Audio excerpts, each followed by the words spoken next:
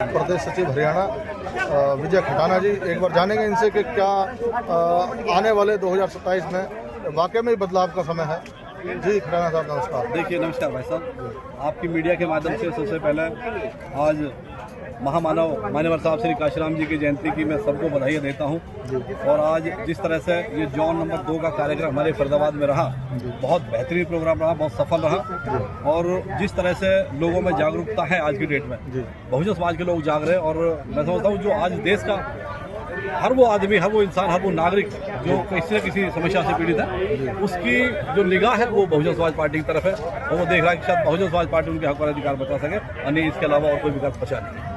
2027 में जिस तरह से आदरणीय बहन कुमारी मायावती जी के नेतृत्व में उत्तर प्रदेश में भारी संख्या में लोग, चाहे वो किसी भी समाज के हैं, सर्व समाज के लोग, जो जनरल कैटेगरी के लोग, चाहे बैकवर्ड के लोग हैं, दलित समाज के अपने भाई हैं, या फिर अल्पसंख्यक समाज के जो लोग हैं, वो सभी भारी संख्या में बहुजन समाज पार्टी का दामन थाम रहे हैं। और अब देखना 2027 में परम आदरणीय बहन कुमारी मायावती जी उत्तर प्रदेश की मुख्यमंत्री बनाएगी, इसमें कोई शक सवाल नहीं। और कहने का मतलब ये है, आज जो है देश की स्थिति वो हो चुकी है, जो आपको भी दिखाई दे रहा होगा कि जगह जगह पर सिलेंडर की लाइनें लग रही है और बहुत ही ज़्यादा जनता जो है बहुत ज़्यादा परेशान है।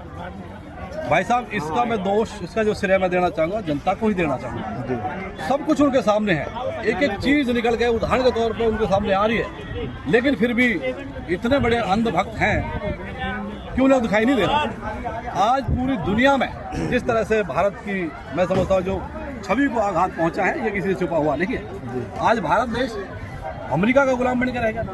अमेरिका का राष्ट्रपति जो कहेगा वो भारतीय प्रधानमंत्री कर रहे हैं। आप देखिए कितनी भारी संख्या में रोडों पर सिलेंडरों की लाइन लगी पड़ी है। 2014 से पहले जो सिलेंडर 400 रुपये का आया करता था, आज वो 1800 तो 2-2000 ब्लैक में बिक रहा है। 4-4 हज़ार आदरणीय लाजपत यादव 4-4 हज़ार रुपये में वो बिक रहा है। 2014 से पहले मैं आपको उदाहरण देता हूँ, अगर ये कृषि प्रधान देश है, यहाँ का किसान अगर फसल उगाता है और मान अगर 10 रुपये 2 रुपये अगर प्याज के दाम बढ़ा दिए तो पूरा देश में डंका बजने लगता है, भाई प्याज ने रुला दिया।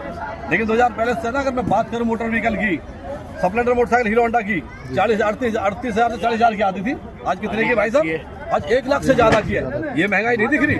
आज कारों की बात करें, गाड़ियों, डीजल और पेट्रोल की बात करो, मैं समझता हूँ आज देश को जागना पड़ेगा। यदि आज देश नहीं जागा तो ये देश फिर गुलामी की दहलीज पे खड़ा हुआ। मैं बिल्कुल कड़े रुख में कहना चाहता हूँ, अंग्रेजों ने कोई गुलामी नहीं करी। अगर अंग्रेज देश में नहीं आते तो शायद हमारे अंदर ये शिक्षा और जागरूकता नहीं फैलती। इन्होंने तो अंग्रेज से बुरा हाल कर रखा है। अरे वहाँ कुछ तो सुनवाई ही, या तो सुनवाई नहीं है। चाहे कुछ भी, कहीं भी चले जाइए, चाहे हॉस्पिटल में चले जाइए, चाहे स्कूल में चले जाइए, स्कूल में आपको टीचर नहीं मिलेगा, हॉस्पिटल में आपको डॉक्टर नहीं मिलेगा। और रोजगार की तो बात ही छोड़ दो, यहाँ मूलभूत सुविधाओं के लोग धक्के खा रहे हैं। ये बड़े बड़े हाईवे तो बढ़ा देंगे, लेकिन गांव की जो कच्ची सड़कें उन्हें नहीं बढ़ाएंगे, क्योंकि बड़े बड़े हाईवे बनने से पूंजीपतियों को लाभ होता है, जिनका माल 1 महीने में कन्याकुमारी से दिल्ली पहुंचता है, वो आज 10 दिन में पहुंच जाता है। लेकिन गाँव की हालत, रोडों की हालत आप देख लीजिए, बद से बदतर हो रही है। और हम कहते हैं हम विश्वगुरु बनने जा रहे हैं। किस बात में? स्कूलों को आप बंद कर रहे हो, विश्वगुरु बनोगे? आप मंदिर बना रहे हैं, लेकिन आप स्कूल नहीं बना रहे हैं। मंदिर बनाइए, मंदिर बनाना, मंदिर, मस्जिद, गुरुद्वारे, चर्च बनाना, ये समाज के लोगों का काम है। सरकार का काम है रोटी, कपड़ा और मकान, शिक्षा, स्वास्थ्य और रोजगार देने की काम ये सरकारों का है, ये राजनीतिक पार्टियों का है। लेकिन सरकारें क्या कर रही है? देश को दूसरी दिशा में लेकर जा रही है। ये देश अगर ये देश के लोग अगर नहीं संभले, नहीं जागृत हुए, तो देश का बेड़ा तय है, ये समझ लीजिए। जैसा कि आपने कहा